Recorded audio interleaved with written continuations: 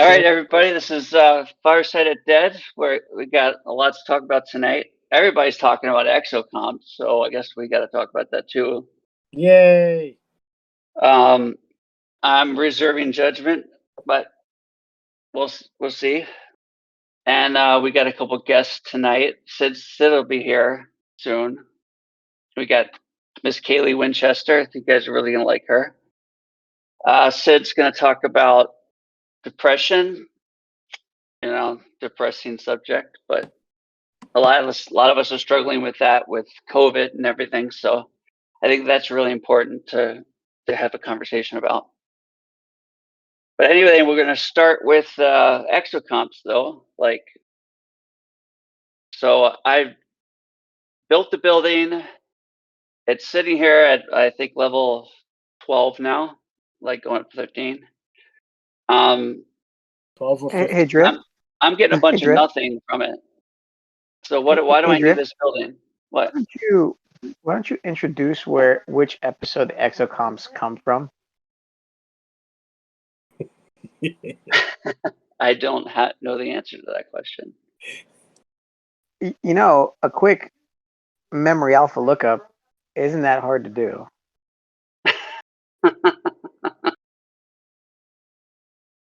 So, Cook, do you know the answer to that question? Yeah, I do. It comes from the Quality of Life, Season 6, Episode 9. Well, there you go. I know it's from Next Generation, but... Well, in case you didn't, it's Star Trek Next Generation. Yep. And what was intriguing? Also, it's in Star Trek Lower Decks, the animated show. Because... Yeah, weren't they a souped-up version in Lower Decks? Well, no, what it was in Quality of Life, they showed that the Exocomps actually were artificial life forms. They were intelligent. They were almost like Data.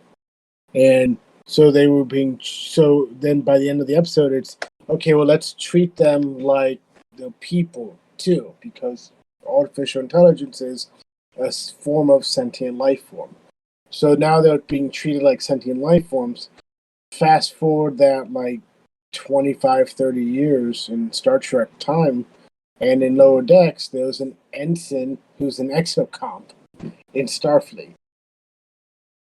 And boy, is she sassy. I really look forward to seeing that. I haven't seen not a single episode of Lower Decks. It's fantastic. Because to me, it looked kind of dumb because it's a cartoon, but I'm hearing really good things about it. So I would say every Star Trek series has basically its first two seasons tend to suck, and it's the third season that really strides. Granted, the original series, it's more like the second season's the best. Stop there. But the thing with Lower Decks is it's only been one season, and that first season was probably the best first season of any Star Trek show to ever come out. Mainly because it makes fun of itself.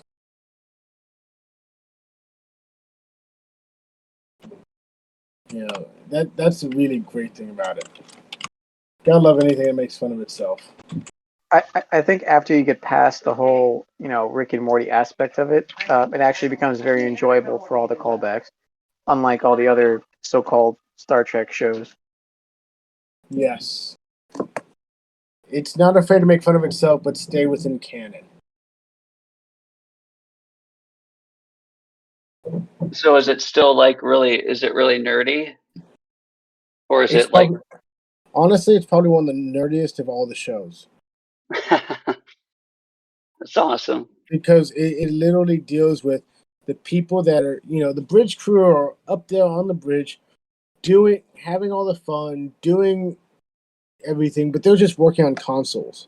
Whereas these guys in Lower Decks, they're the grunts. They're the ones actually doing the work. When Geordi goes and says, yeah, I'll have it done. It'll take me 15 hours to do it, but I'll have it for you in 5. It's the grunts that are getting it done in 5. These are the grunts. It's their stories, and they're also on a ship that's probably like the D team. D is for diploma. This is the D team. These are the guys that couldn't make it on the B team, couldn't make it on the C team. But they'll go and get the job done. They're still Starfleet officers. The premise is it's the second contact ship. So after first contact, after Picard and everybody all leave, they're like, all right, here's the next wave of people to make contact. Exactly. And they're the ones that are going to finalize everything. How many seasons did it make it? Well, the first season only just came out past fall. Second season's coming probably this fall. Given COVID and all, who's to say the specifics? Well, they're cartoon characters. They can't get COVID. But the actors need to be able to get together in the studio. You gotta watch the episode with Clippy, okay? Or Badgie, sorry, Badgie. If you were here, I would probably smack you upside the back of the head for that. Not the Clippy comment. That was just funny. Badgie, Clippy, that was great. That was a good character introduction. I really like that. Yeah, me too. You gotta love Badgie and how much he wants to kill everyone. So the comps, we've kind of talked about what they are. What do we actually do with them in the game? Because I don't know what the hell I'm doing with this. So it'd be kind of nice to know. Thanks for getting us back on topic, Kaylee. Hey, you're welcome. Great question. Our ADD kind of takes the forefront sometimes. So at the beginning of this arc, everyone was given a little token so they could build the building. And the first time they built the building, they were given a bunch of axionic chips. Axionic chips. And you then take those axionic chips, and this is another one of those whole Stella things of A leads to B leads to C. You then go to your consumable store, which if you go to items or go to your gifts tab and you go across to all the way to the end past territory, go to consumables and that's inventory. But so go to the store, go past territory, and you will go to consumables, and there you can use the axionic chips once a day to grab a pack of Exocomp consumables. You can also every day get a pack of axionic chips. The number of axionic chips that you get is equal to what your building level is in terms of at every 2 levels, it'll tell you how many chips you will be receiving a day. So mine is currently level 14. So I get 22 a day. Level 15, it'll also be 22 a day. Level 16, it'll go up to 25 a day. The big milestone on this building is level 5 is when you can do 2 consumables, and then level 15. Is it 15? 15 is the big one where we get to combat. Okay, so 15 is where we go to 3 consumables. And I believe 35, right? 25 and 40. No, 35 is when you unlock the 4 consumables, and 40 is where you can unlock grade 4 consumables. So, with that being said, let me give you the context of what all that means. Every day you're going to go and grab that chest to get your consumables. Additionally, in your daily chest, if you use a Exocomp, you will receive 20 axionic chips. And in the second chest of your dailies, you also receive a number of axionic chips. All those added up will allow you to get the daily Exocomp chest, which will give you the consumables you're looking for, as well as axionic servos. Axionic servos are what you need in order to upgrade the building. It gets higher and higher as you go, like any building does. And this is definitely going to be a slow, long grind. Because you only get so many in a day. There's also a prime consumables refinery, I guess you would call it, on that same page, but it requires such a high number that, short of away teams and events being very generous, the only real way to get a good number of those pulls would be to be spending money. Also, it's only going to give you a +1 grade of whatever you get. So if you're getting grade 2, it'll give you grade 2 and grade 3. If you're getting grade 3, it'll give you grade 3 and grade 4. If you, with those unlocks, you have it started off with Galaxy, then Station, and then Combat.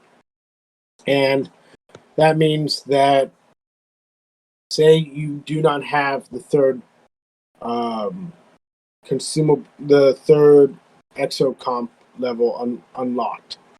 That means you're only going to be able to utilize Galaxy and Station Exocomps consumables. You're not going to be able to use the combat ones until you unlock that third one. Once you've unlocked it, though, everything that you've unlocked, if you get grade 3, grade 4, whatever, you can use those no matter what level your building's at if you have them. So in events and stuff, you can still use those high-level consumables. You just aren't going to be able to get them anyway besides events.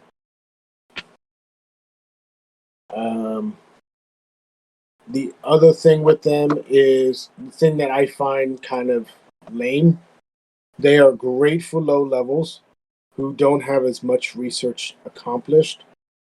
But for the higher levels, grade 2, even grade 3 are not going to offer a comparable buff for what you would deem like monetarily worth it, I think. If I use a 15% research speed bonus, yeah, it's maybe going to save me an hour. I think my helps will help me better. But anything's anything. But say a level 18 or 20 getting a 15% research boost, that might help them out a lot better. Because all these numbers are base numbers, not what's the word? Not overall numbers. You know, you're still dealing with Scopely math here. It's before all your research buffs. Exactly. The best thing I would equate this to is it's gonna kind of whet your appetite. It's a sampler of the next levels of research. So say it's gonna give you that 15% boost and cut something down by a couple hours for you. That's basically what the next level of research is going to give you. So it's kind of giving you a taste of that. And if anything, I think that might be the biggest way to get people to want to level up and spend money in the game, because they're going to want to say, oh, hey, that gives me that kind of bonus. Maybe I want to go up to the next level, get that research done, so I always get that bonus.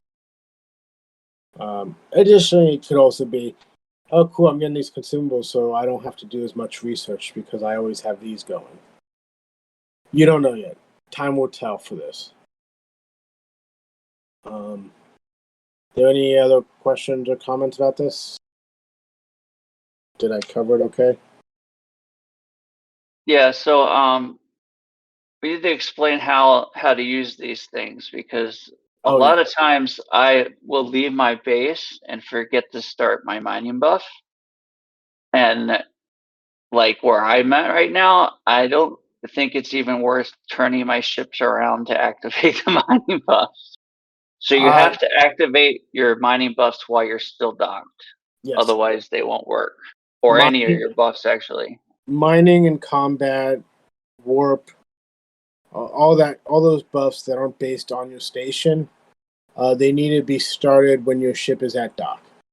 As long as your ship is, as long as the thing is going, no matter how many times your ship goes back and forth with your base, it doesn't matter. But once it ends, once you either hit your base or recall it, if you're mining, if you reset the node, all those will end the benefit from the consumable. But say you are mining and at 2 minutes before the consumable is going to end, you go and move to a fresh node. You'll mine the rest of that node as long as you don't leave the node with that consumable buff going for you.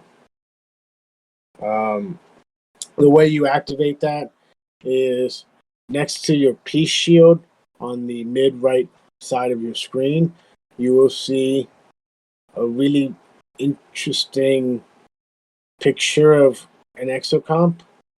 You know, it's kind of like an exocomp with an arrow in its front, kind of phallic.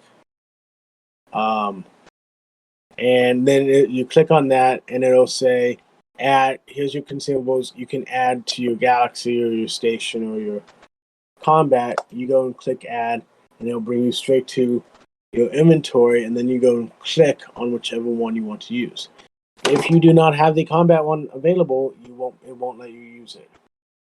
When you cannot stack these until you unlock that 4th slot at level 35, at which point it's kind of a random one that you can use an extra and stack one extra consumable from each thing.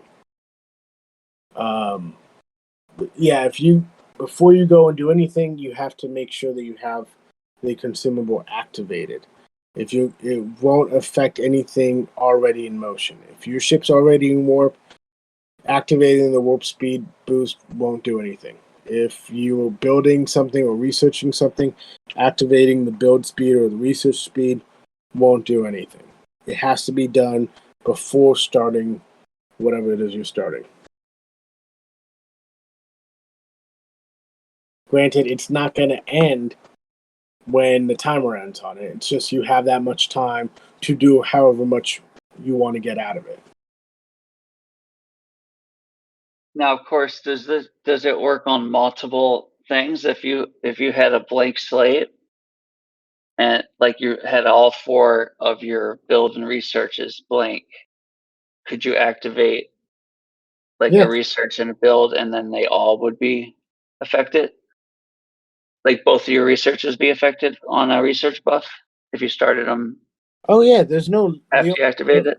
It's only Okay. a time limit on there. It's not any other kind of limit. So you could literally go and do that, then go and after you get all your alliance helps as well, speed up the research, and then go and start another one, another one, another one. You have 3 hours to do pretty much as many as your resources will allow you to. All it's going to do is reduce the amount of speed ups you need to use. Because I only tested that on my mining ships. I sent all my mining ships out on a mining buff. It was a 50% buff, and it took my crystal miner from 16k an hour up to 19k an hour. So it was a noticeable difference. But like the way I like to mine, it didn't really like blow me away. Like, if that makes sense. Like, I'm definitely looking forward to the XP buffs because I want to go out and grind my Stella up using one of those 100%, or I think they go up higher than that.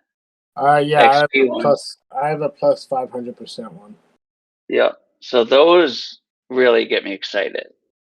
Like, but some of these ones that I'm getting so far, like I'm kind of meh on. Like, I don't know what anybody else thinks. I think the G2 ones are going to be very low, and they're meant to be low. But once you start getting into the G3, G4 especially, you're going to find that those are going to give you something a lot more useful. Although the 75% bonus to mining still isn't a huge boost. No, not to your base values. No. Not when there's so much research out there to give you such a huge advantage. Plus your ships and your officers. I mean, can you imagine a 75% overall boost if you're mining ISO with a Meridian? Yeah. If you mine that any faster? I think if you could mine it, if you had like a 24-hour like boost on your mining, then you could just like stay up all night and mine ISO until you had just like millions. Like that would be cool. Or if they had some ISO super fast ISO mines, like they do with the 3-star mats and the lat, like that would be cool, even with your Meridian. Don't give them ideas. I think this whole ISO thing has already created so many issues. But don't listen to me about that. That's on Techman's podcast. You know, live recordings every Sunday morning, Eastern time on the Voter Jaeger channel. That's it. Jaeger server. Go listen to Tech and Strange Kirk. But yeah, Handy is very passionate about that subject. Yes. Been very passionate about that subject. And you know, it's Scopely's getting exactly what they want when it comes to that Meridian. Like they're I getting really, all that conflict and all those packs being bought over it. I don't think there's that many packs being bought over it. From what I was looking at on the leaderboards, I don't think people are spending money on it like they would on, say, the Meridian. I think there was more money that changed hands with the Meridian than with the Exocomps. Oh, that's what I mean with the. I think there was. We were talking about Handies, and he was very passionate about the Meridian thing. Yeah, I think there was more money spent on the away teams assignments 2 months ago than there are on these consumables. Oh yeah, I really don't see these consumables as being all that popular, even with the better ones that come out. Like it's something else to grind. Well, I don't really see it as much of a grind. It's literally like, 30 seconds in a day. Yeah, you couple buttons push. Exactly. In terms of things to grind in this game, basically you wake up in the morning, you go and claim your particles, your armada packs, and your consumables. And then you go and do your refineries. You go and your ships are warping around the galaxy, going and doing whatever they're doing, and then you take that time and go and check all those boxes. Go to your factions, do your recruit tokens, your outlaw stuff, your augment stuff. It's all just the morning claiming everything. Clicking all the right buttons. Exactly. Well, so for somebody like me, where my Exocomps is still pretty low, I think it's only around like a level 8. So it's mining Monday. Would it be worthwhile for me to go out and use one of these mining consumables to do mining Monday, or for our deadlings, people that are coming up, emerging players, mid-20s? Is that going to help? Yeah. It's going to help you mine faster and get it done quicker. And at the end of the day, everyone's asking for them to make it easier for people to get the game done and to grind what they need to grind and for less screen time. Now, Scopely doesn't really want people to have less screen time. They sell this game on investors based on the fact that they hook people on, they get all the screen. This is the amount of hours of screen time they get the people looking at the game. They get them so hooked they buy all these packs, and it makes them tons of money. Investors wanting to give them money because of that. So it doesn't help them to lower that. It helps the community to lower the screen time, and so they play this whole song and dance. Say, yeah, we want to give you less screen time. Well, here's a consumable to help make your gameplay go faster, XP your ship faster, warp faster, build faster, mine Faster. Everything you see on these consumables is about speed.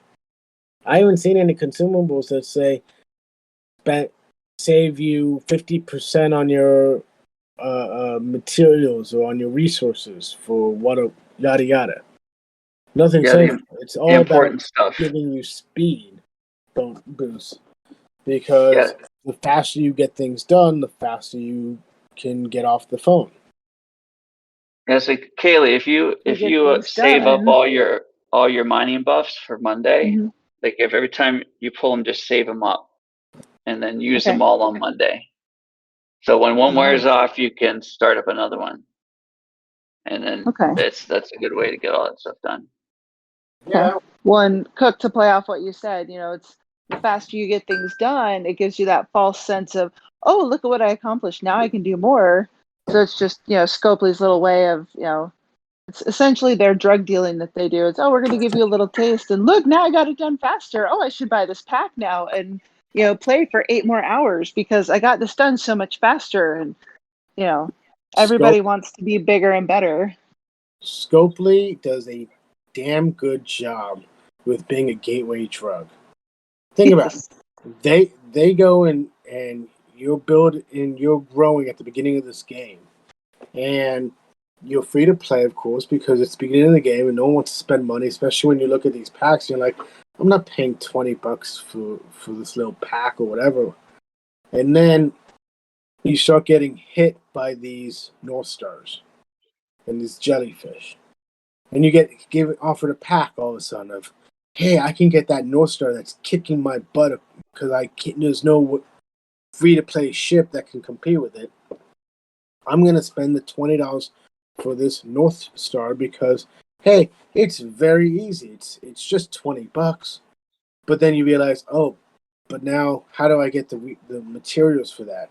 Because I can't get uncommon until 21 and I'm only 18. I can't even get common until I'm 20. It's a gateway. Then they go and say, hey, for $20 more, you can get these boosts to help your ship grow faster.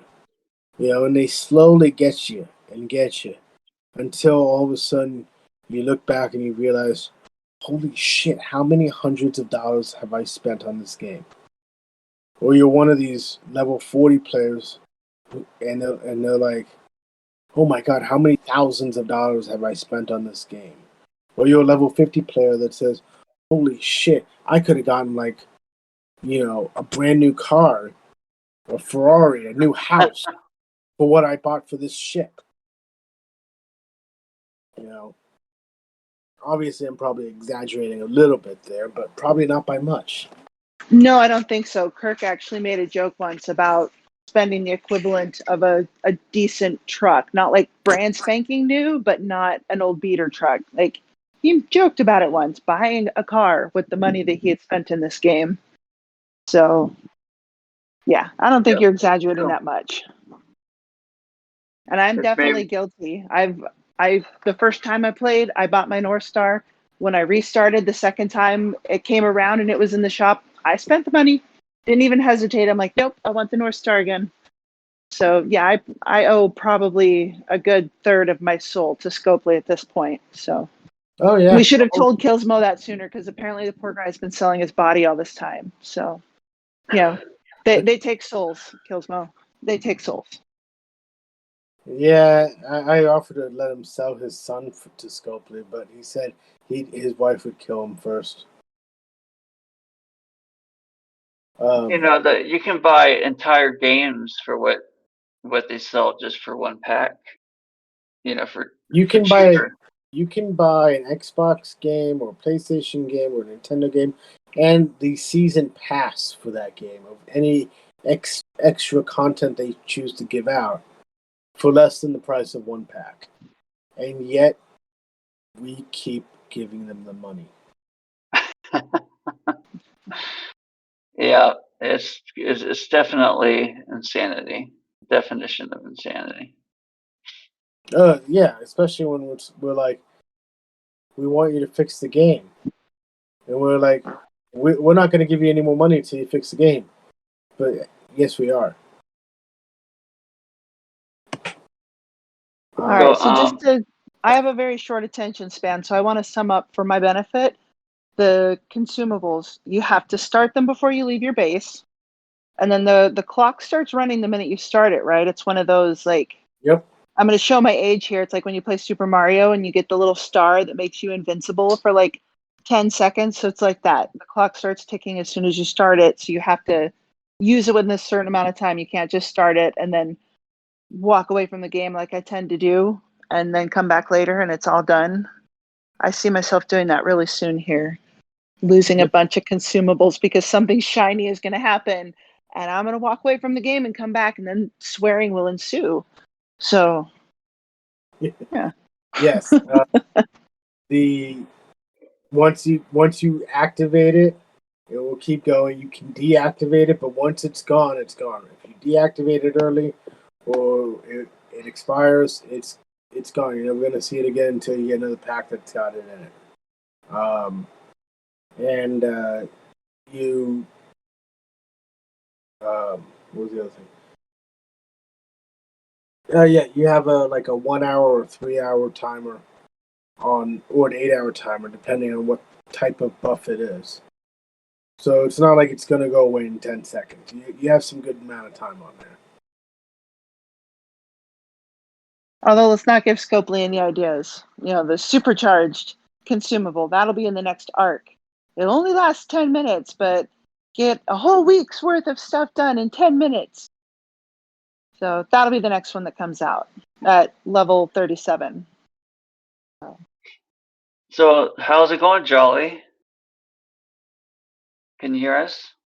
He's been muted. I can't hear you. My bird was singing, so I Oh, figured you didn't want to hear his little choir voice going. I thought, No, it's yeah, going. but I was kind of absent, but as I popped in the game this weekend because I took a small vacation trip, I saw a lot of complaints from my guys about the consumables, and they kind of found out by trial and error how a lot of the benefits, the pros and the cons to it, kind of the hard way. yeah, there's been a lot of complaints about it, but I'm hoping as you're building upgrades that things will get better. I think it will, but in the meantime, I've kind of treated it kind of like the Meridian, and they're going to collect dust for a bit until I get everything caught up.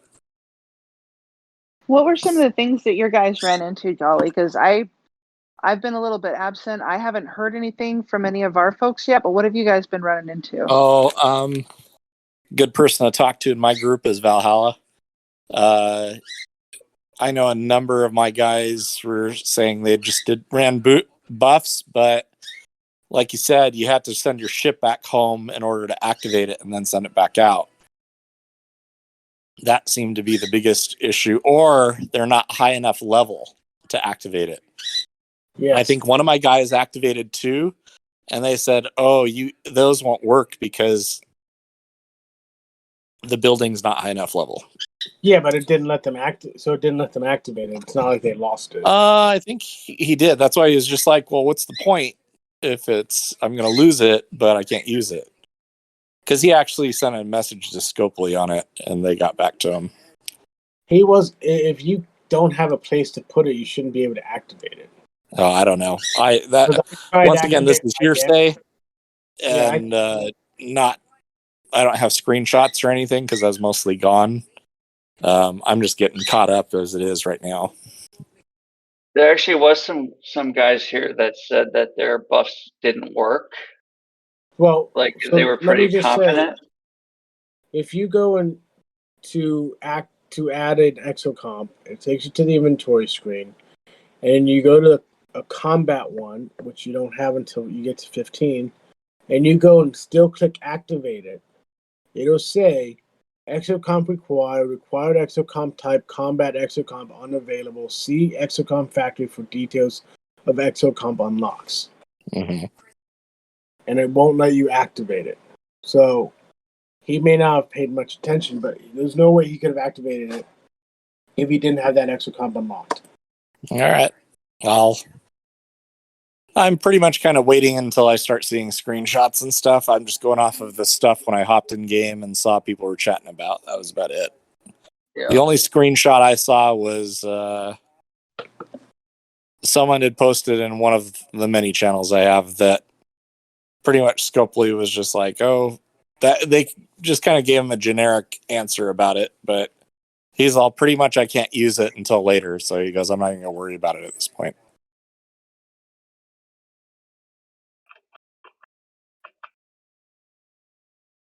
Yeah. Anything else on exocomps, or are we ready to go to the next subject? I think that's it. I'm trying to get a hold of Sid, but Sid said he's running late, but okay. we have someone better than Sid. We have Kaylee. Yes. Oh, you are wildly overselling me, Cook. Wildly. Oh my goodness. I hope you didn't mind my post the other day, but I was just trying to cheer people up. No, it was fun. The derpy animals, was that Yeah. what you posted? Yes. Yeah. Derpy animals are always good. I thought so. I was like, well, I'm like, even when I'm having a rough day, it's like just seeing derpy animals tends to make you feel a little better. Oh yeah, you don't even have to have a bad day. Derpy animals are perfect. Okay, Kaylee, I'll let you lead this one. Oh, thanks. Oh, that's good. Sorry, my daughter's over here talking to me. She got into choir, by the way. My 9-year-old is in choir at school, so that's awesome. That is, congratulations. Awesome job. Oh, everybody says awesome job, by the way. I don't think she realized I was talking to people right now because I wander around the house with my AirPods in normally. So That's awesome. yeah. So she's just in here talking to me, so that's cool. Yeah, so Cook basically asked if, well, I don't know, why don't you bring this in, because I don't know how to segue. I don't have any segues, Cook. So I'm gonna put you under the bus here and make you do it. Okay. So, we are all a very social community. I would say most, if not everyone, plays this game for its social aspects than for its actual gameplay. Agreed. I know me personally, I would have quit this game at level 15 if it wasn't for the amazing community that brought me into it. And that was when I was going through a very tough time in my life. And having good people around really helps you out when you're going through that. And then we went into that COVID year where everyone was stuck at home and couldn't hang out with their normal friends and family like they normally would. But that's when a lot of people found their STFC families. And people became closer, friendlier. And Kaylee, I'll let you take it while I take this phone call. Gee, thanks. Okay. Well, basically we have on our server, the dead server, we have a channel that is set up for mental health support. And I don't know how many people actually know about it. I was talking to someone earlier today and mentioned that we do have that there. It's for people to reach out when they need help. And it can be a scary thing asking for help. I'm not sure why, but in our society, we've kind of built up this false idea that in order to be a strong person, you have to do everything by yourself and you have to suffer in silence. And that's not true. And that's where people end up getting hurt. And we had a couple of our members today post about things that their families are going through. And not knowing that Cook was going to put me on the spot, I put it out there in our mental health channel that I've struggled with depression most of my life. The first time I thought about running away, I was 7 years old. We had just moved to Japan. So my dad was in the Air Force. And my mom yelled at me over something. And I remember walking to the end of the street that we lived on and standing there staring at the road. And I thought to myself, well, I have nowhere to go and I don't know what to do. So I went home. Fast forward, let's see, I don't know, 13, 14 years. In my 20s, I was diagnosed with bipolar disorder. And as I've gotten older, it's grown. I have anxiety. I have a whole bunch of fun medications that I take for my safety and everyone else's. The big thing that I shared today, and I'm going to go ahead and just put this out here. As soon as you guys start feeling uncomfortable, feel free to tap out of the conversation, because this is the conversation that I get a lot of horrified looks from people. July 2007, I tried to kill myself. I attempted suicide, and I ended up in the emergency room drinking charcoal because I tried to overdose. And, it was really embarrassing. It was really hard. And I would love to say that that was the end of it and that nothing bad ever happened again, but that's not true. I've struggled with it again. Last year, I had bariatric surgery and had 2/3 of my stomach cut out, and that changed the way all of my medications worked and the way that I metabolized them. And I hit a low and started researching ways to kill myself. And if I had had the money at the time, I would have bought a gun and I would have shot myself. But luckily I didn't. And I talked to Frank, and I have a really good support system. And I ended up going and spending a couple weeks with my parents and worked with a nurse practitioner. I started counseling again. We put together a basically like an emergency plan that when I get to that dark place, I have phone numbers that I can call and people that I can call and talk to. And, and it's been good. And it's hard though. And like I said, this is the uncomfortable conversation, because 9 times out of 10 people will look at me with this look of horror on their face because I'm saying things that make people really uncomfortable. But for that one person in the room right now, or that one person that listens to this after the fact on the recording, you're not alone. You're not broken. This is really okay. No one would look at a diabetic and tell them, well, just suck it up, take some vitamins, you don't need insulin. If you're struggling with a mental illness, your brain doesn't work properly. Your body does not naturally regulate your chemicals. You need help, and it's okay. There's nothing wrong with that. And maybe you don't suffer from mental illness. Maybe you were abused. You have a traumatic past.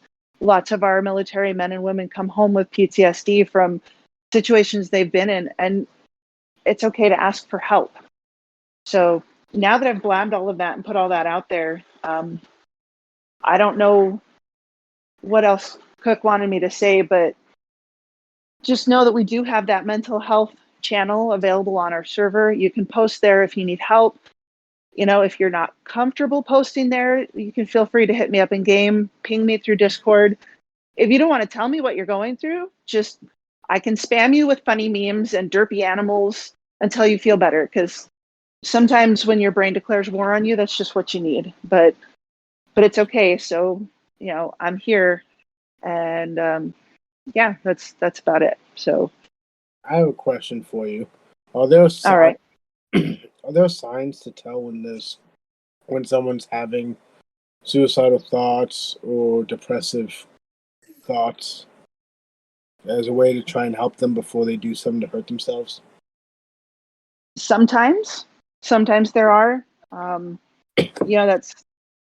That was something that, it started with Robin Williams, and nobody saw it coming because he was so happy and he was so outgoing and he was this funny comedian. Some people will. There are a few things to look for. Like if you know somebody that has struggled with depression or mental illness, one of the things, a big neon omen to watch for, is if they start trying to give their stuff away. If they start talking about, oh, here's my book collection. I know you liked it. You should have it. That's not always, but that can be a sign that, they're making plans that they're not going to be here. A lot of times it's just a feeling. If you're talking to somebody and you know them really well and there's just something off about them, they're not talking like they normally do, they're not joking like they normally do, they seem distracted, that's a sign that they're carrying a burden that they don't normally carry. And that's, you just ask them.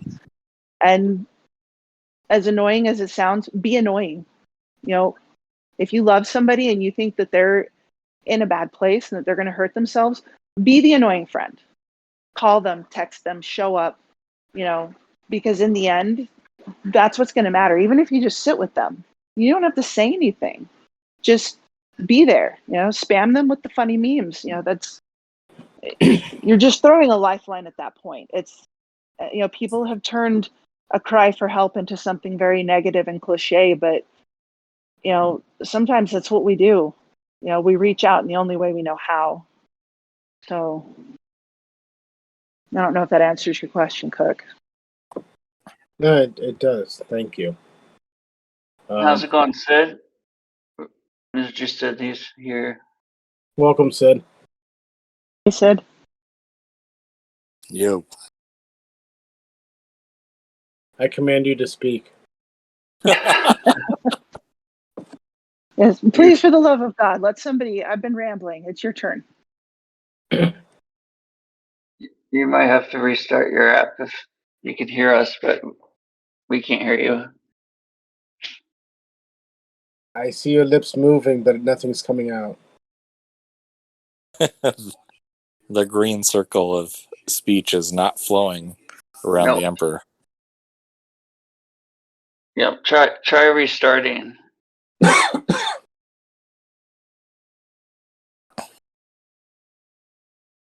Now, hold on. I saw Danny. There she is. I was going to say, I saw Danny in there for half a second, and then she left. Yeah. Hi, Mom. Who's up here? Hey guys. All right, there's Sid. Can you get me There, now? yes. We got you. Yes, there you are. All right. Excellent. So you were rambling on. What did I miss? So, Well, I shared the secret to life, the universe, and everything. So, but I can't repeat it. Isn't that 42? Shh, Cook. Jesus, he wasn't here on time. Don't give away the answers. Where? I want to ask him for a lot of numbers. It's just my luck that I missed all the important stuff. So it seems to be my lot in life. No. The important stuff. Kaylee was just closing about her experience with depression and suicide, and you can segue on to what you wanted to talk about. Well, as a vet, how would you handle that subject? Thank you for our service. Yeah. Your service. So, as you guys know, in the vet community, suicide is pretty prevalent. There was a lot of stigma that was present. The VA system was initially and still to this day incapable of handling that. A lot of it was here, take this pill. Take this pill. Here, take this pill too. And that's not what we need. So with that, it came a lot of problems, and the vet suicide epidemic rose. I was in Iraq in 2004, and we replaced the initial groups that did the initial invasion. So we saw a lot, we did a lot, and when we came back, there wasn't any establishment. I started drinking obscene amounts of alcohol, bottles and bottles and bottles. It was the only thing I knew how to cope. The flashbacks, the nightmares, the terrible anxiety, it just became overwhelming. And the only thing I could do that I thought I could do was just drink it all away. And for a long time I did. It didn't help at all. Like, not even a little bit. And one of the two good things that came out of my last my last marriage was my ex-wife was like, you can't drink this much. You got to stop drinking. You're drinking way too much. And I kind of had a moment of everything kind of came together. I'm like, well, yeah, I am. This 4 bottles of vodka and 2 bottles of rum a night or every other night was, well, not only expensive but very, very bad for me. So I stopped drinking. Um, the, like I stopped drinking for a while. I have beer or a shot or here or there or whatever. Anniversary of friends' deaths, that kind of stuff. But I got into like seeking help for my problems. Um, and that's the most important thing is you you gotta accept that it's okay, that having these problems is not a problem. So many people deal with this stuff, and that there's so many people out there that are in the same boat or walk the same line. You can't think that, oh, nobody's going to understand, because there's a lot more people than you possibly could fathom that will understand or very, very close to understanding what you've gone through.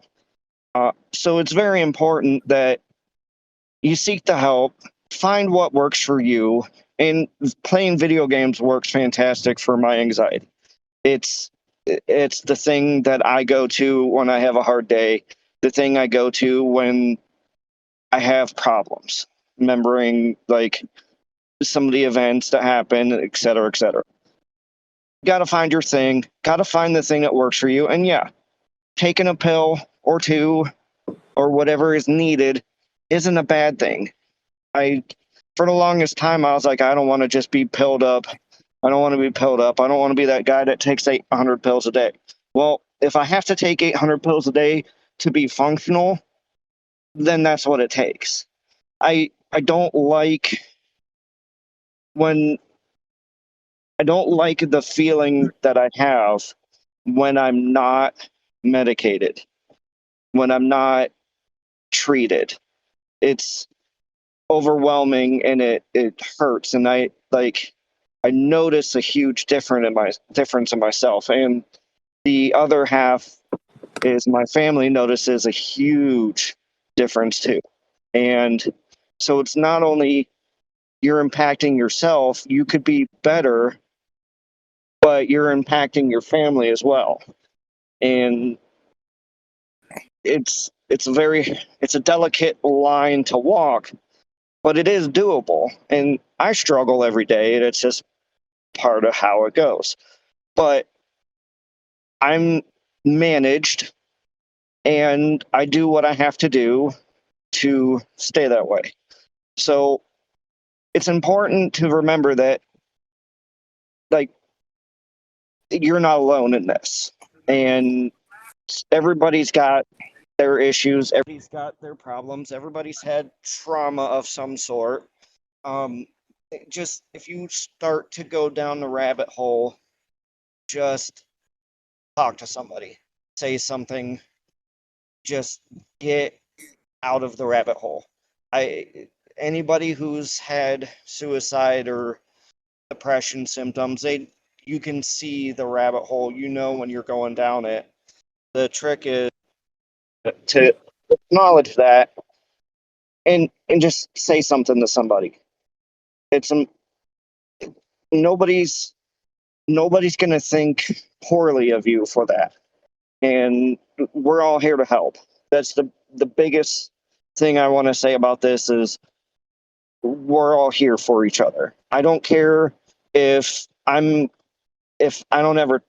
never talked to you and you just say, hey, I need to talk. I'm all ears. If you're one of my close friends in the game, same thing. It doesn't matter. I'm here to listen. If you need to just vent and unload everything, please do it. I'd rather listen and share some advice and some thoughts than have to hear about a tragedy occurring. So that's basically my 2 cents and all this. Thank you. Yeah, thanks, Sid. Yeah, I do believe that the stigma behind all of that is a lot better than it used to be. Like it's not it's people don't look down on it like they used to, like years ago. Like it Yeah. used to be one of those things that like, oh, you it's just all in your head.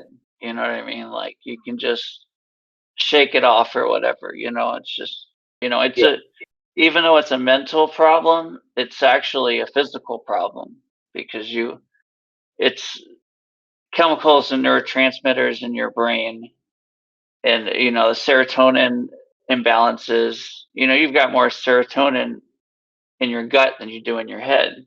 Yep. Like it's a physical problem as well, even Yeah. though they do call it mental illness. Yeah, and it's the finding the medicine that works for you. If I need a chemical to counteract what's happening in my head to make me be able to be functional, then that's what it takes. And I know there are some doctors that are like, here, just take all these pills, and next thing you know, you're on 5, 6 different pills, and that kind of sucks. But don't be afraid to, ask the questions and, hey, I need, I don't want to be on 5 pills. Can we find 1 or 2 that just works?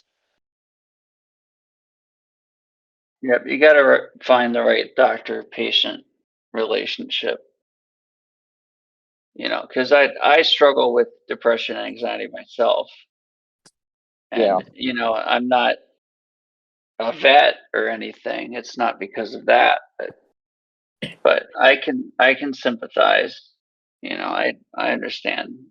I have the same issues, I and think a there's lot of medication I people, have to take. I got to step out for 1 Do your sec. thing. My wife is absolutely blowing up my phone. So that's important. I'll be right No back. worries. So I think you a lot of people would be surprised at how many of their friends or people they come across, their acquaintances, actually are struggling with the situation.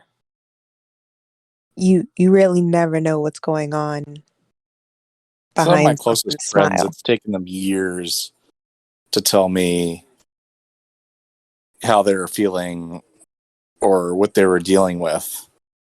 And they were just afraid to say anything. Yeah, it definitely it happens. It happens a lot, and When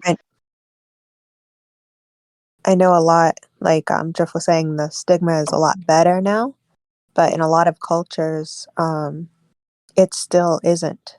I know with my ex-husband and his family, they were fully not accepting of somebody needing assistance or needing help.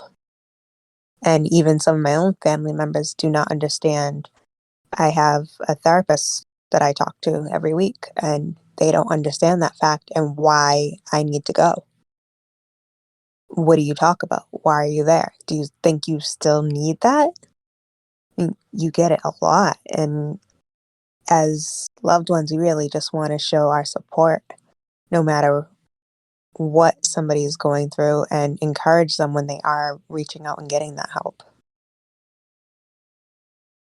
Yeah, I there's. think, oh, go Come on. ahead. I was going to Oh, I say, just, unless someone's in your, no one is going to be in your shoes. So for them to make assumptions or judgments that bugs me. But as friends and people that care about you, like for me, I've always got my friends' ears, and certain friends, when they call, I will stop everything I'm doing and take that call and stop what I'm doing. And because I know they probably need an ear, they need to talk to someone, and I'm that person. I think for a lot of our family members and our friends, The reason that they will say things like, well, why don't you just be happy? Or, well, why are you going to counseling? And it's not because they don't care. I think for most people, they're just uncomfortable with other people's emotions. It's the same reason why we tell kids, oh, don't cry when they're sad, because we can't handle it. We don't know what to do. We become these helpless infantile creatures when other people talk about their emotions, because most of us are uncomfortable with our own emotions. And so someone else starts crying and it's like, oh shit, I don't know what to do with this. And we start panicking and it's like, oh, don't cry. And so it's, don't go to therapy. I don't know how to handle that. Don't take medications. I don't know how to handle that. And it's just a matter of, we all have to kind of put on our big boy and big girl pants and suck it up and no, you got to handle this, because if you can't, somebody that you love is going to get hurt, so you have to figure it out. And Sid made a really good point. You have to find healthy coping mechanisms, because taking medications may not work for everybody. You have to find things. I have known people that have managed their mental illness just by meditation and their diet and exercise and some counseling. Now, I do counseling and I have medications that I take, and I go to the gym. I go to kickboxing and I punch things because it helps. You have to find the healthy coping mechanisms that will keep you on track, and you have to be okay with it. You have to advocate for yourself. I need no to one try else that kickboxing thing. It is excellent, and it's way cheaper than going to jail. So Very. I'm not a kickboxing thing. Don't hit me. I won't, babe. Don't worry. Just But see, take it there's out. no one way, which I like everyone shared a bit of what they've known or what they've experienced. And like how you said, some people are like, oh, stop crying, stop crying. It's funny, the way I was raised, it's like if someone's crying, let them process it, let them get it out, because you're going to feel better afterward. But you're right. I've also heard people go, oh, no, stop crying, or you need to stop, or be strong, or this or that. And there's such a mix of responses how people deal with emotions. I mean, I can say that with my own growing up, that it was a kind of mixture of both. If I was crying, it would be let it out, what's wrong, who did what to you, blah blah blah. But if I was crying because I fell down or something, my dad would say to me, "Are you bleeding?" I'd say no. He'd say, "Well, get your ass back up." So yeah, my family growing up was, lack of better words, emotionally incompetent. And we didn't know any of this. My mom was undiagnosed bipolar until I was in college. And so my childhood growing up, my mom was abusive. I never had broken bones. I never had to go to the emergency room, but I took beatings pretty regularly. My mom would get mad and she'd be mad for a week. And you would just tiptoe around the house because you didn't want to upset her. And that was just the way it was. And so the concept when I had kids of it's okay, you can cry, let it out, was totally brand new to me. And it's been great though. I love that I've done that with my kids. And my 9-year-old Grace, she's just like me. We've already started having conversations about when your feelings get too big and you don't know what to do with them. And yes, this feels very real right now, but go to bed, get some sleep. When you wake up in the morning, you're still going to have that base feeling, but your feelings aren't going to be so big. You still might be upset about something, but it won't be as hurtful, once you have had a chance to sleep, or once you've had a chance to, think it over or process it in some way. And these are things that I didn't have growing up because my mom didn't know she had a problem. I'll be 43 on Sunday. My birthday's Sunday. Holy shit. Yay. My parents are in their 60s. So they grew up in the generation of only crazy people need help, and crazy people get locked away in hospitals and have straitjackets and shock therapy. There was no such thing as counseling and medication. Either you're crazy or you're not. And so my mom just always assumed she had a bad temper. And last summer when I hit my low and everything just went sideways, I learned so much more about my parents, and apparently my grandpa was abusive, and I think my great grandma, I'm pretty sure, was abusive, and it just that mental illness runs in the family, but nobody talked about it. And Jolly, I love that you said it. You got to talk about it. You got to process those emotions. You have to let people be okay with that. That's important. No, it's true. Yeah, definitely. You have to find people that you're comfortable with. That's why, like Sid said, you have to find the right kind of help that works for you. And it is key. I know for myself, I started playing this game. I got divorced 2 years ago. I was married for roughly 5 years and in a very verbally and mentally abusive relationship. And I was being told left and right that I was not abused and I needed to just stop and like get over it. But it had gotten really, really bad. And a little while after that is when I actually met Josh. And he started with just telling me, like, hey, you know, I know you mentioned that you'd been going through this kind of stuff, but if you need to talk, I'm here. This is what I've been through. This is how I cope. If you're having this problem, like, try this. Or he used to tell me, well, look at what kind of positive things you happened in the last 5 years. And at the time, I couldn't think of anything that was positive that came out of it. But he would go through it with me and be like, well, in my situation, if I hadn't done this, would have never happened to me, or this would have never happened. But he became like this great sounding board and my best friend for me to be able to talk out these things that I couldn't even tell my family because they just weren't understanding why it was taking me so long to be able to move on. And eventually it is that I do have PTSD from the relationship that I have to deal with.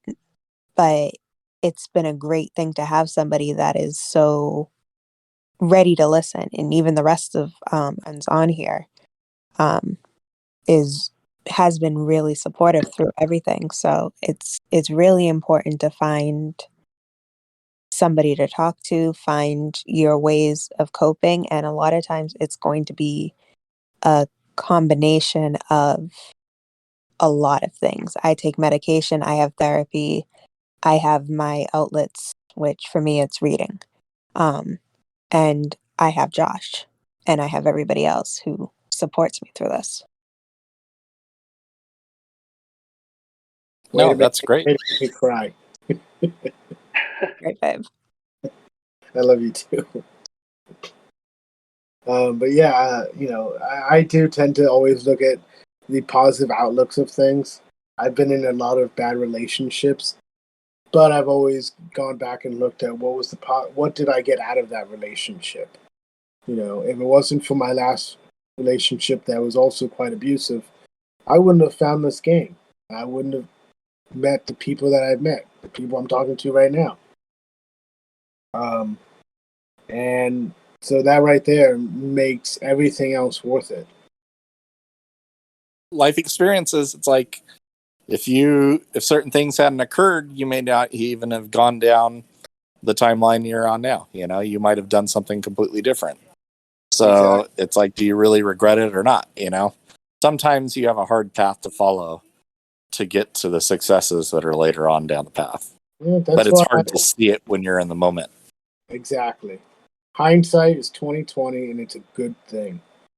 Regret nothing because of all the good things that will come out of whatever bad situation.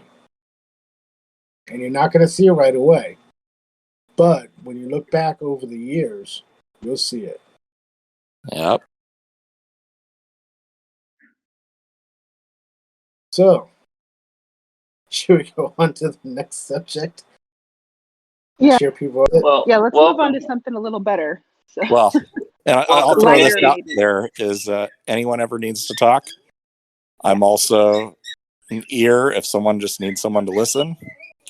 You guys can always hit me up in game or Discord.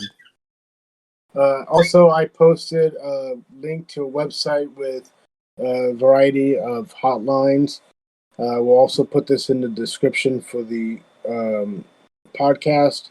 For if anyone needs any help, and these are 24-hour helplines that you can call and help talk to someone. But you can always talk to any of us as well. That works. All right. So, talking about this is kind of a segue of things that make us admirals and commodores a little depressed game-wise of participation in events and lack thereof. I know we just had the Icarus event for 3 days ish, and I found something very interesting in it, which was Dead ranked number 9 on the Alliance leaderboard, which was a heck of an accomplishment. I was very proud of us for getting, in the top 10 in the 9th spot. That's awesome. But we didn't hit the last milestone. We were shy 32 tokens. That was painful, I gotta say. That sucks. Yeah. Hello, Cook. How you doing? Hey, Handy, welcome. Yeah. Welcome, Happy to be Andy. here. It's painful to know that we didn't hit the last milestone, but it's even more painful to see that we were in 9th spot and we didn't hit it, which means everyone else behind us didn't hit it properly. And that's a very high fail rate, I think. And they gave us an extra 24 hours to claim that. The 24 hours was literally just for anyone to claim anything if they hadn't been on after they finished the last swarm leaderboard. How many of your members participated? Well, that's the big thing. We had 59 out of 70 members that participated, and a huge chunk of them didn't finish more than one, if one at all, of the daily milestones.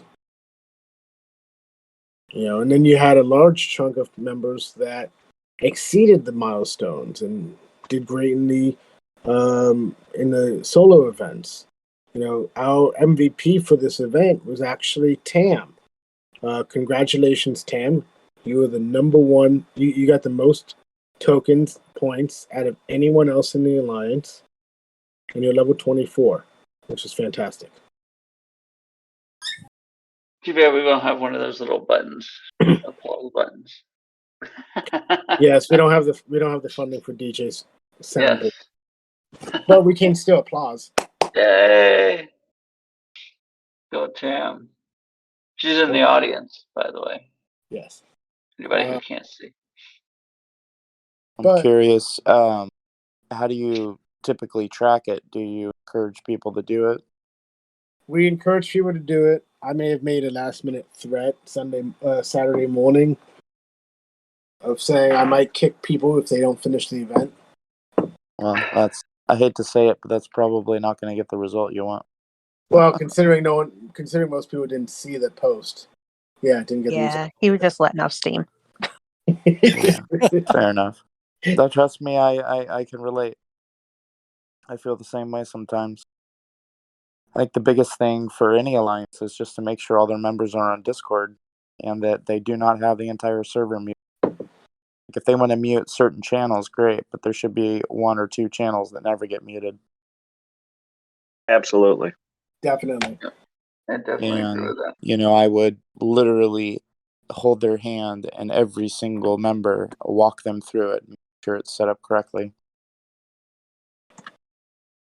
That'd be a lot of work, but maybe if you take chunks of the alliance and separate it out between Commodores and have everybody participate and getting everybody on board and set up in Discord and make sure everybody's there and present, you can get it done. Yeah, there's some people that just don't want to. I mean, the big problem that we face, and this is something that the Commodores had probably one of our toughest decisions on, which was that did we want to, as everyone was leveling up and getting stronger, did we want to become more power and events focused, or stick to the casual player family feel that we've always had? Well, And somewhere in the middle is probably healthy. well, we're trying for the middle. We are trying for the middle, but part of the problem with that is it means that the people who are really event oriented are the ones hitting those top milestone, hitting every milestone, hitting the leaderboards constantly, when other people barely log on and we don't even know if they're completing their dailies, let alone their events. And so Do you have a do you have a page on your Discord, like away from game notice or something like that? So when people are busy or they know they're going to be busy, they can let everybody know. They tend to just send me a personal message and let me know. I would create a channel on your Discord so that people can let everybody know. Yeah, It helps to hold everybody accountable and make sure they're communicating. I am never opposed to another channel on my Discord server. I want everybody to hear that. There will be another channel. We do not need a million messages about another channel. We know we have a million channels. We Oh did get a no, lot of. We got I've rid of got a lot. more. Oh man, y'all never saw the Meld server when Meld was there. The amount of I saw freaking it. channels. Oh my god. Yeah, I And get I, nagged by some of my comms about trying to consolidate channels. Yeah, it's one of our biggest jokes. It's I, Cook and his I will hoarding.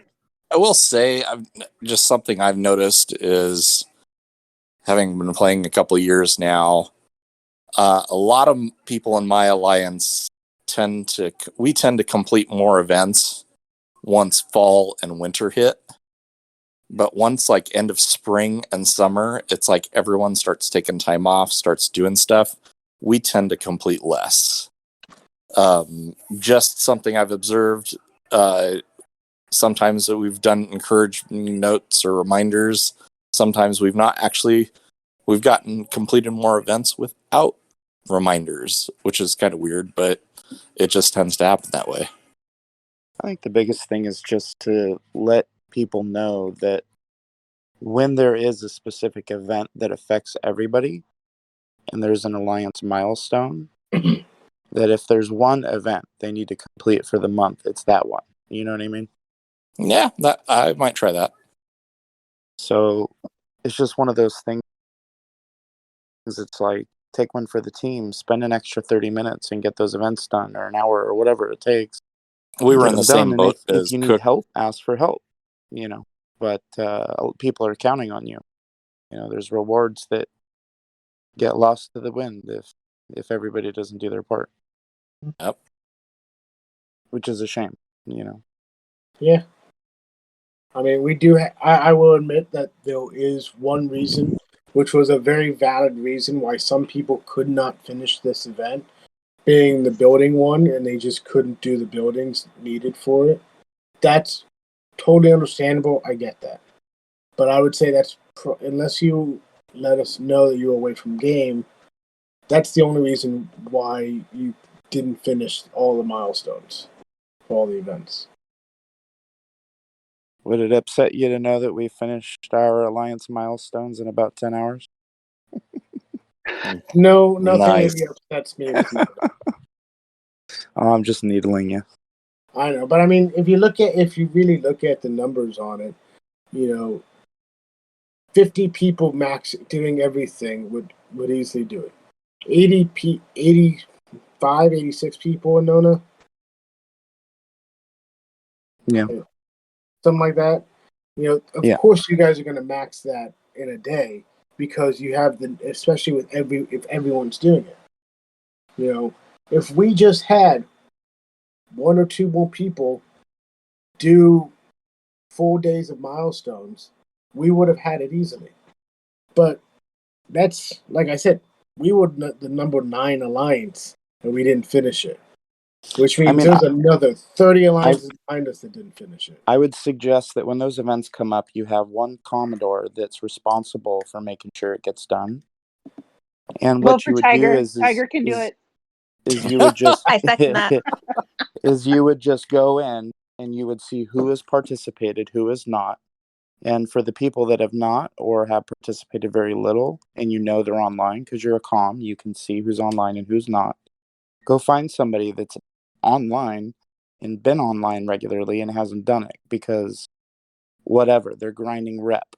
And maybe they didn't read the events and they don't even know because they just don't know, and everybody knows who those people are. And, you just get on them a little bit, send a bunch of PMs, blow them up and get them to do it. So if you just have one person responsible for making sure it gets done, I think you can easily get them done. Yeah. Yep. I had to remind somebody just the other day that TC was happening because he was online and he must have been doing something else. And he was like, "Oh, I had forgot." He must have honestly forgot. I feel like it was that he did actually forget. But I mean, we send out pings to everyone on Discord. That goes back to the other thing about having the server muted, most likely. Yeah. But everybody you gets just a got to ping. realize there's so many things that have been added to this game. Oh, yeah. I mean, you could literally spend 6 hours a day, like an actual job, if you wanted to do every single thing possible in a day. I mean, hell, you could probably spend a good 4 to 6 hours.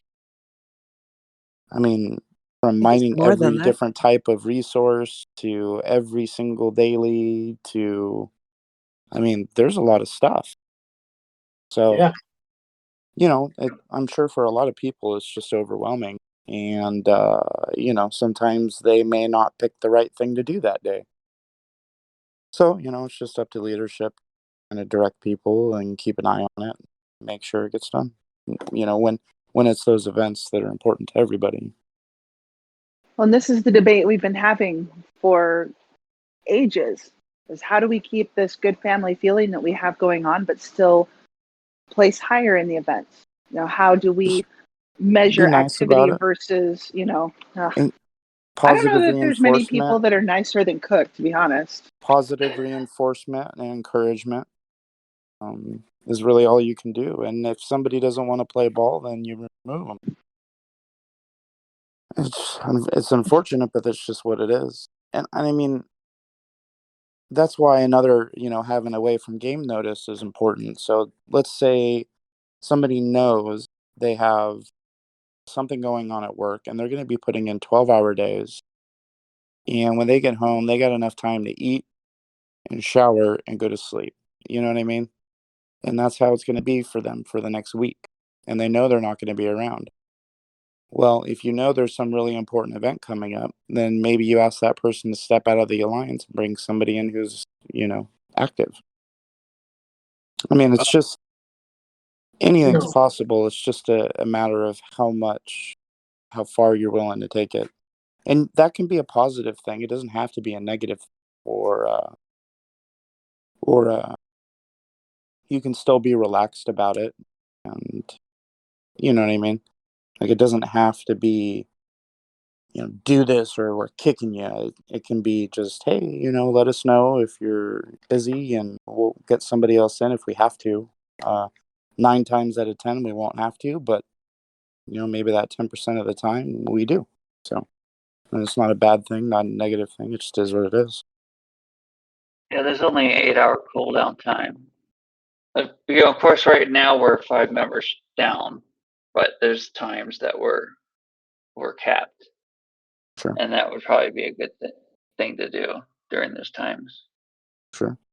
How do they measure like what you're required to do? Is it like the amount of members you have is how much scoring you need to place in? Do they base it on that? I think it's alliance level. I think. I don't know, though. I actually have no idea. We're always full. And we've never not completed once, so I just don't know. I've never had to look into it. Yes, I wonder if our requirements the same, even though we're down 5 members? Yes. The requirements they make the same for every server. So we're required to score points for 75 people, even though we're even down if we to were 7. if we were 50 people or 40 people, we would have the same points. Oh, they are based on alliance level? I think so, but I don't know for sure. It may be based on how many players you actually have in your alliance. I just don't know. Tech said it's based on alliance level, not activity. I thought it was, yeah. So if based you have on a higher leveled level for alliance, you got to 75, keep it full. It's just that simple. And you got to keep it full of active people. That's why it's really important when people aren't active, you got to get them out, bring somebody else in. I mean, this game's all about activity. It just is. And I think fundamentally everybody understands that. You know, I highly doubt anybody's going to get angry. Like, if somebody's busy and they can't play and they know it, no big deal. Leave when you're busy, come back when you're not. Not a problem. I mean, we do the same thing. It's just not a big deal. Yep, that's very true. Yeah, So- because we have a small handful of people that are very low activity, and they've been that way for quite a while. Yeah, I would And, just yeah, talk to them. Yeah. The game has also been pretty good about handling that. Like people who, if they've taken more than a month off or whatnot, it removes them. So, like for my alliance, those of us that are in there, they're all really active. So I'd say less than 5% are inactive. Yeah, that's not too bad. Sid, did you want to talk on this? You had a lot to say earlier.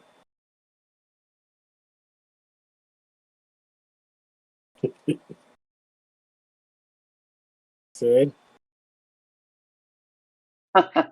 Bueller? Bueller? Bueller? Sid's It looks I'm like out. he had to reboot again. You there?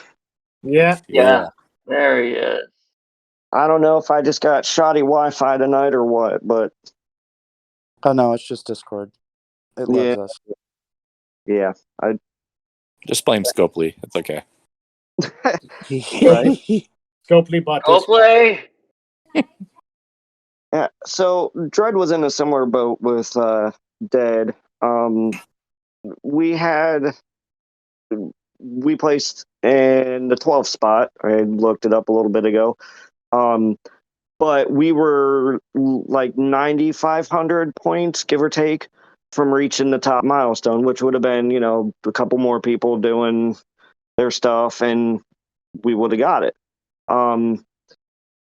And when I looked, out of the 70 people we have, like I think 65 of them are active, and of that, we only had 53 participants. So there was 10 that didn't even put any points at all.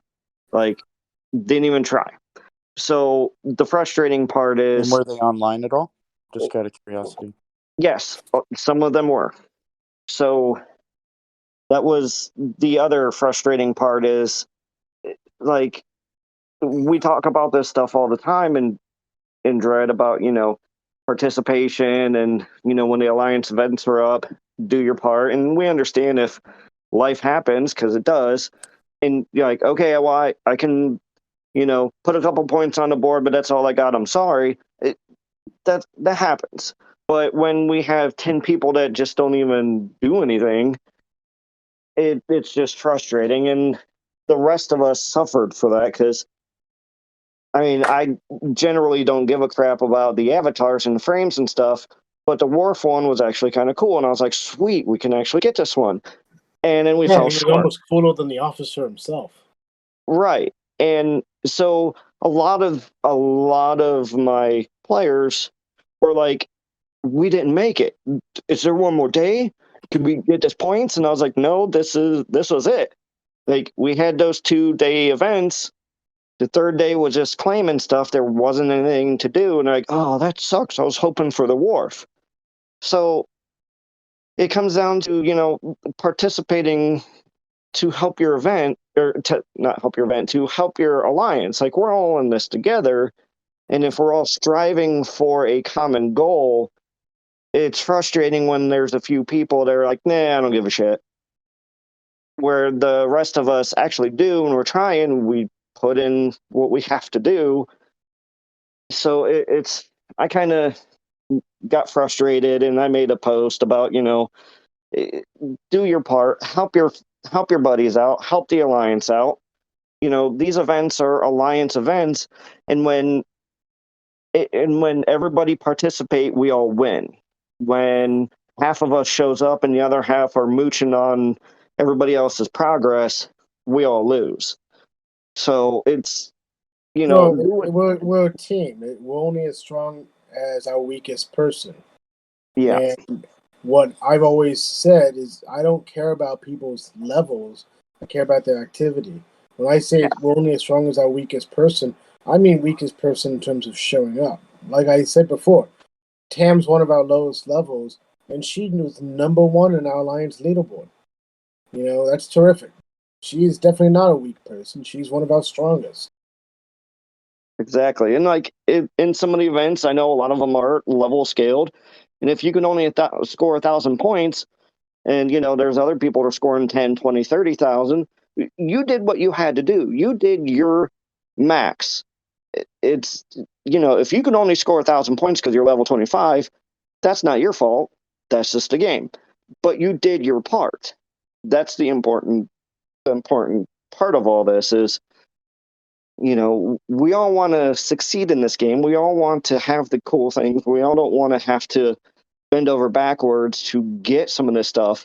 So if we all chip in just enough and just a little bit and do what you have to do, then we all win. We all walk out better with this. And that was just kind of my take on this. And it did remind some people that, oh yeah, I actually got to do something, And I think that's some of the guys may have gotten, careless or, like, I'll do it later. And then not realizing it's only a 2-day event. So, yeah, there's a lot of complacency that can go on if we allow it. And I know, I think with this one, it threw a lot of people knowing that where it looked like we had an extra day to have more points. So it was like, oh, I didn't finish. No big deal. We'll make it up. But, we didn't actually have that extra day. Yeah. And the other part was some of us had like the building one. There's a lot of my players that have maxed their potential buildings. Like they can't build anything else except for the next ops building. But they weren't ready to go to the next level. So they didn't want to build the next ops level because they weren't ready, they weren't planned for it, whatever the circumstance was, they weren't capable of doing that. And that I understand that. That is nobody's fault. I'm not blaming you. I'm not upset. Just putting that out there. So I mean that does kind of suck, but that's where if those extra 5 or 6 people would have put in just even a couple hundred points, we would have been fine. To balance it all out. Of course, this last one isn't like Cal, where some of us can make up the extra slack, which is what a lot of people are doing, is picking up the extra slack for the guys that don't want to or aren't interested. But they are interested in receiving the rewards at the end. And that's the thing, like you get some people that, like we're gone for a month, so they get removed, and then they come asking to come back, and then they're gone for 2 more weeks. You know what I mean? It's like you start seeing those kind of patterns, and it's that discussion that Danny was talking about. Like we want to have like the kind of laid back family attitude, but at the same time, you know what I mean? Like there's got to be a line somewhere. The line But must be drawn this far and no further.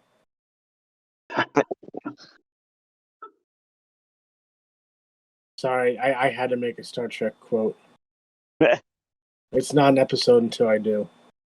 So I would argue that draw your line and don't go too far over it, because the minute you start going over one way or the other, you're gonna run into issues.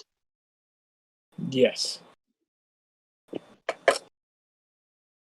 Hey, Sam wants to know what event she was number 1 in. It doesn't tell me specifically which event, but based upon her point score, I'd say she was number 1 in a few, or at least ranked in them in a few.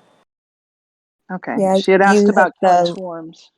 Yeah, you hit the leaderboard, Tam, and that gave you the extra points above all of us. But you hit a few leaderboards, because I Yeah. hit a leaderboard and I was only 500 points above, but I think I came in like 22nd spot. If you beat out VR, VR was number 3 in our bracket for swarms today. So she was definitely towards the top of at least one leaderboard, probably 2 or more. Yeah. Based on the score, I'd say it was 2 or 3. That's why I'm saying, balling. Just balling. Yeah. That's what I like to see. Kicking ass and taking names. I noticed Tiger's joined us now that we've volunteered him for things. Yeah, didn't you notice he was running right towards coming to help? Yeah, Yeah, definitely. little do you guys know, my microphone is on the other side of the door in that GIF. That's what I was going. Ah, see? He's coming to help. No, I wasn't going to speak until somebody threw that green blinky ding ding thing at me that said, "You've been invited to speak." I'm like, oh shit. Okay. Hey, I- do that. Hey, Tiger, you can Hey, always Tech, how you doing? decline. Just saying. If you've been watching the Interact with Council server, you can tell that declining is not in my nature. No, oh my god. definitely. I'm not in council. Remember? No, the Interact with Council, the where those of us plebes can no. can shout at the feet of the admirals.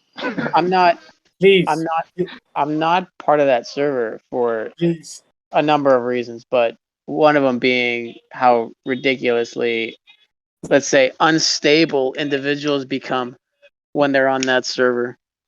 Oh, you've gotten. Well, I'm sure you do actually, Tech. I'm. Never mind. I was gonna say you've got no idea, but I'm certain that you do. He runs the dumpster fire podcast. I'm honestly surprised you're not like. I just farming creep it that to for make sure I don't content. miss out on anything. I when I helped make that long time ago with Elmister. Elmister, yeah. There was there was a lot of good intentions put into that, and we're like, man, this is gonna be great. And then we opened it up, and we're like, well, if we're gonna do this, we kind of have to include everybody, and that was our mistake. It's like it's one of those catch-22s. Like you don't include some people, then they bitch about it. You do include it, they bitch about it, and it's just like fuck. So we had to open it up to everybody, just on principle, to include everybody.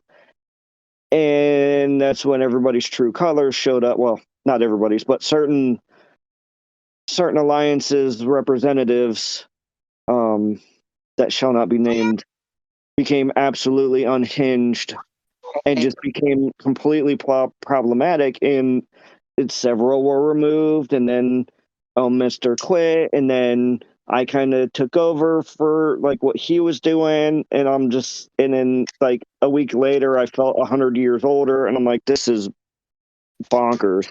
I can't do this anymore. And then I pay minimal attention to it, and that's on me. But I can't handle some of the ludicrous stuff that happens, and It's people not say healthy to get wrapped up in it completely. I read Yeah. it when I need a good laugh. Yeah. And then when Interestingly, it I think stops Sid being just funny, then I leave. I think I Sid should've- just described the entire character arc of Palpatine through the Star Wars movies. You know, he started out, he became Supreme Chancellor, he was going to do some good. This was great. Like a week later, he's turned into Darth Sidious, and you know, the life sucked out of him and everybody around him. And at the end of it, he's just this dark overlord that doesn't really even care. It's Yeah, pretty I mean, amazing. Well, see, now we know where he got his Parallels, name. might have parallels, I, man. I like. I should Show have me started how my to set off some force lightning, damn it. I'll get I there should have started one my day. podcast earlier reading from that server. I think that would have been probably a better use of everybody's podcast time. Yeah, Well, and honestly, I- you know, Tiger, you should just go and tell him about that conversation because you couldn't ask for a better dumpster fire than just talking to bad at PvP. It was I don't. hysterical. I don't want to do that anymore, though, man. That was like that. That was 100-year conversation. My It was, God. yeah, 3 hours. sheesh. Yeah, Of what? My wife is still making fun of me for arguing on the internet. That was not just me being funny. That is an actual thing happening at my house right now. She's smirking at me every time she sees me sigh at my tablet. I love that. I so love I that. had tears in my eyes from the laughter when I saw that post. Wait, what post? Fill me in. No, I when you made that after comment about wife was after giving my you looks. argument with yeah, after my comment to the group there in one of Dead servers, I forget where I said it, but I was sitting there arguing with I'm bad at PvP from SWRM, and it was a stupid semantic argument, and I shouldn't have been involved. And I actually had Kevin from Dark was in my direct messages, kind of joshing me over it while I was going back and forth with him. But I spent like somehow 3 hours in a blink just arguing with this guy back and forth. You Yeah. realize that Was it the asinine conversation? Yeah. Yes. Yeah. Oh yeah. you realize that So- Shields does that to provoke people, right? Because he's really good at doing absolutely. that. Oh, he is very good. At Absolutely. But so the comment came from you know, like I got done with the argument. I said something in our senior council about how somebody should have yelled at me or gotten the hook or something along those lines. It's like told me to shut up and drop it. And I held everybody else aside from myself in council responsible for my tomfoolery, because they should have been watching me. But I set my tablet down and I kind of roll my eyes, and my wife's like, "What's up?" And I, you know, kind of give her a short synopsis. I'm like, "I'm arguing with this idiot," and she's like, "Oh, arguing on the internet again, dumbass." And so I comment on this naturally. I'm like, "Okay, yeah, my wife's making fun of me now," and there was something else that later went on that I kind of ducked out of and wasn't there to comment on, and there were something. Oh no, it was Die was getting raided, and I didn't stick around for the defense very long because I had to get off the game. And I said my wife was already giving me the smirk about arguing on the internet again. So that's I now like going to your be wife a already. running joke for a while. She's pretty great. Aside from her taste in husbands, she's fantastic. Yeah, that might be Everything kind of else questionable, but she sounds like a is. good woman. It's thoroughly, but you know, thoroughly questionable. But you know, she's trying to make me a better person, and she's pretty good at it. So Look at that. Charity cases. What an angel. yeah. Well, I think yeah, it was like that. Was it like that? He was spelled asinine, like ASA9, something like that. That conversation was more than just how to spell asinine. But it was he was. It was about the whole Cracking deep me up. space mining thing, and we'll pretty It much was at so the hard to be saying respectful. it was we're pretty much at like saying if you can't mine and no one in your alliance can mine in deep space for say 3 months, then you have no right to talk in this discussion. Here's the thing with the sticky part of that conversation with deep space mining in general. I think that a lot of higher level players are trying really hard. I'll just be frank here. They're trying not to be dicks, and they're trying to put things out there in such a way as, you know, that we're open to dialogue. We're trying to explain, but there are certain things about this that sorry, there's no way to say this that's not going to ruffle some feathers, but you don't really know until you get there. I can admit that I was very much the same way. If you had asked me at Ops 37, about the gentleman's agreement and everything, I'd have kind of laughed and said, that sounds like bullshit. It sounds like they want special rules, right? I get where people are coming from with that. Then I get to level 39. I start actively mining in deep space for my dailies and everything, and I see what it's really like up there. And, within 2 ops levels, I'm like, oh, wow, level 37, you would have been a dumbass. There is literally no purpose to pursuing any OPL hunting, it doesn't advance you. You're not talking about OPL amounts significant enough to even, get you a single pull in a lot of cases. It's like it's just such a fruitless effort that ends up wasting tons of your screen time. There's no real point to it. And another And I thing is understand. some of the Go ahead. ships are extremely expensive that some of these lower levels are hitting. So if somebody's got Well, a G4 miner, extremely expensive to repair. At that point, it's kind of looked at like trolling. yeah, and from a higher ups perspective, I can see where that would be true. I'll admit I live in the land where my miners still take me 2 hours max to repair, because my researches and all the rest of that. So that's tough to relate to, but that also kind of falls into that you don't know until you get there. That a lot of ops 20 to 30 players are going to scoff at that, and again, I think it's understandable that they do. But they're going to scoff at it because nothing in their experience offers like a frame of reference, right? They have no real day-to-day concept of the level of irritation that brings, because they don't know how many days does it take me to hit that RSS, or how many events did that just nullify for me, because I just had this one minor pop.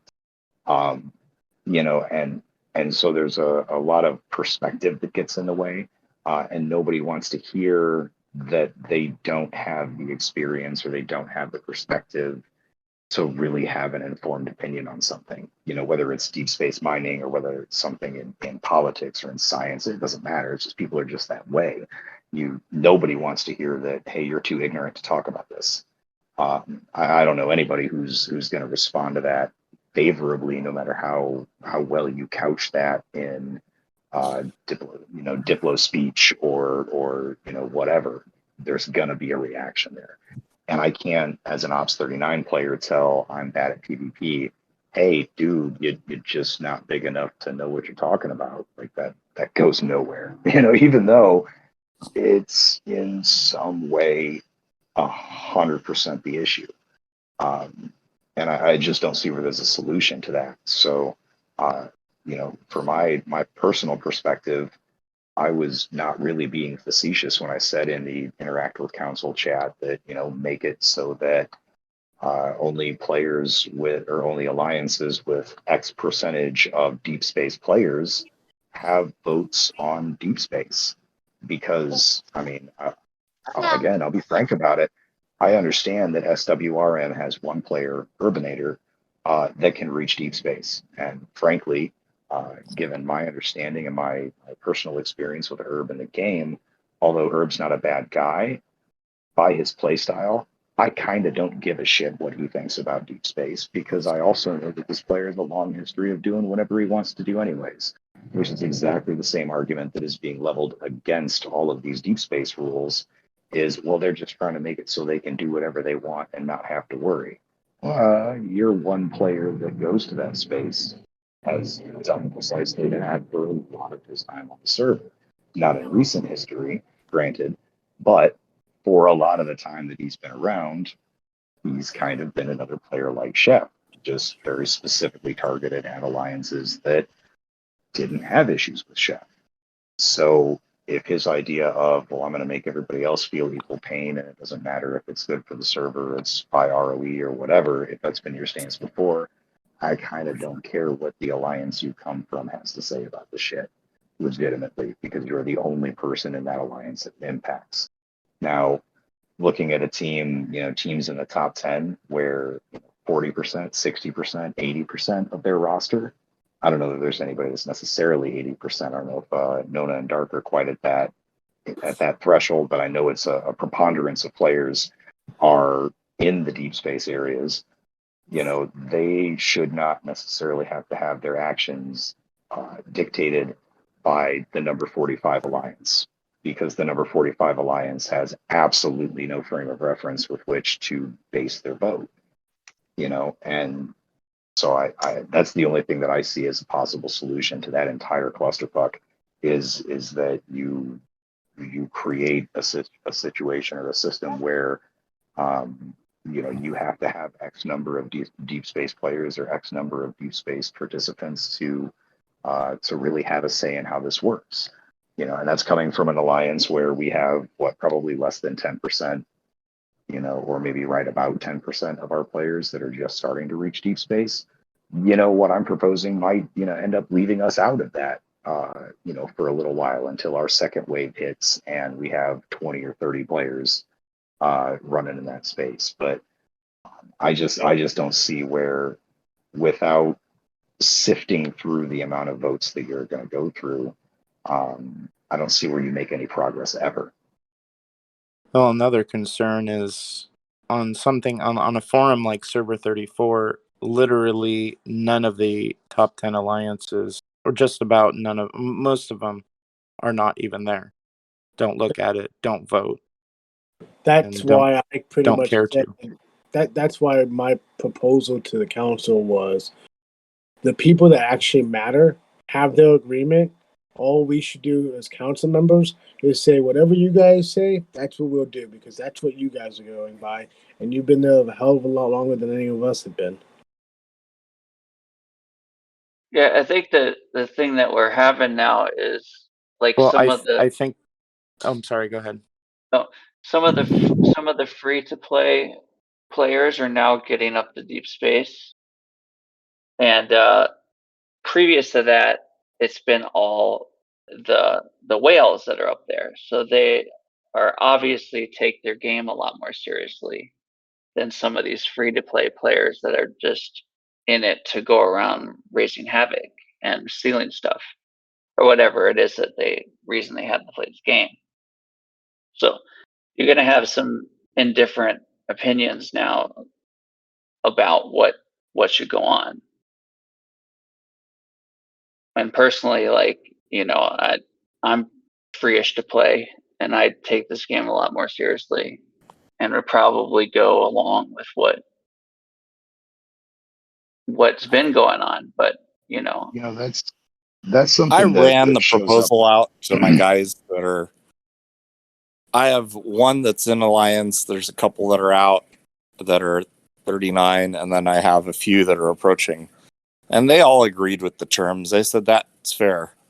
So, I mean, majority in my group, even though we don't have that many, they think the terms are fair. So I didn't see a problem with saying we'd follow it when we get there. One thing that shows up in this game a lot, I think, is to speak to what Drift was saying there.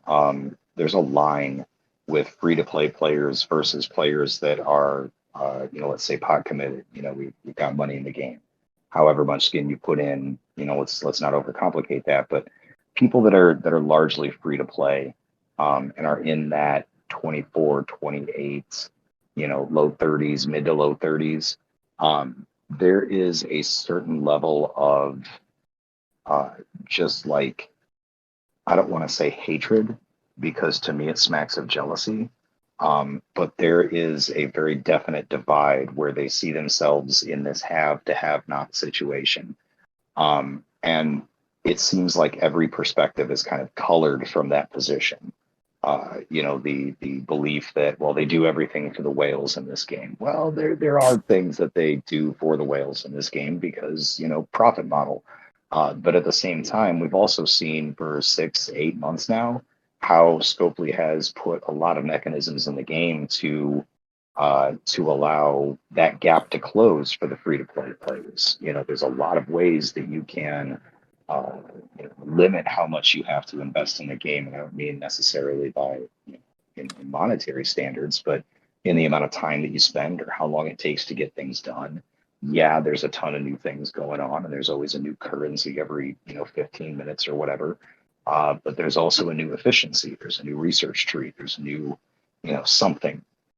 But there's always this divide between, let's say players like, I don't know, Soul, who, he just can't get out of the mindset that everything is done in a self-serving fashion. Everything is done to protect their own games and protect their own investments without, a lot of players taking the time to stop and realize that the way that most people invested in the game at this point are trying to protect their investments is by making sure that the entire server is healthy, not by making sure that they can continue to do just their game or build their account.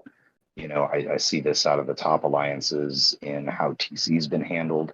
We've talked about a couple of aspects of this in a number of different forums. How Server 34 is very lucky to have, high level players who are not just interested in their own growth, but in making sure they have people to play the game with. And so I think that you have a big chunk of the server operating under a fallacy where they believe that the top end of the server is out to get them, is out to protect only themselves and screw everybody else over, where the reality is, at least in the majority, those players really are interested in having a healthy and thriving server. And most of the suggestions that come about are with that at heart.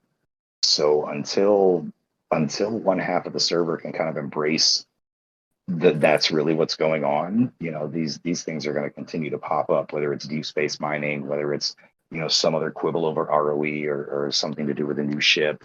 It's always going to happen. It's going to keep going. It's just a new topic, with the same old problem. The Tiger, I agree with you. The only issue that occurs is the new stuff that comes out when higher level players spend the money. They're infinitely putting themselves at a higher tier of power than a free to play player. Don't get me wrong, Scopely's put in a lot of mechanisms to move the free to players up as quickly as they can, but the power disparity is only growing exponentially.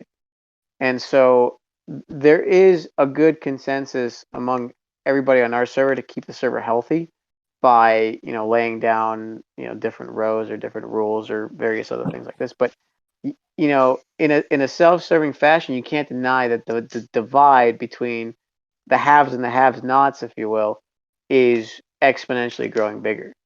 So I completely agree with everything you're saying, and I completely agree with people that are kind of bitter about not having the disposable income and try to compete but can't. But just know that you can do everything in this game free to play, but I think I mentioned before that you buy one pack and that negates months of progress of free to play. And I think that's where the disparity of hatred and kind of animosity occurs between players. Spot on. Yeah. I think you're completely right. And I've said something similar when I explain the money that I've invested in the game, which at this point, the 2.5, 3 years in, is not as small as I'd like to think it is at times. But I think that's absolutely true. I've preached to people. I'm like, look, the money that I do spend is time efficiency. Is where can I spend my money to cut the amount of time it's going to take me to do a thing. I preach don't buy consumables, but if you have the opportunity to buy your way into, say, Prime Stella efficiency, yeah, do it, because it keeps paying you long after you spend the money.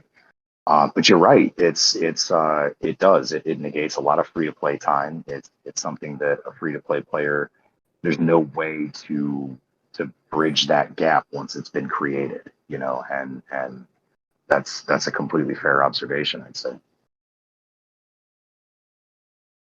Yeah, I couldn't imagine having to keep maxing Stellas out without that efficiency. I did my first without it, and I'll never have to do that again. And now I'm almost maxing my fourth. Like I'm maxing 3 in the time that took me to max my first one. Like without it, like it's crazy. Like the time saved. But I never even maxed one. I've never maxed a Stella. So Well- I'm stuck in tier 6 hell. the Ouch. this the rear wall.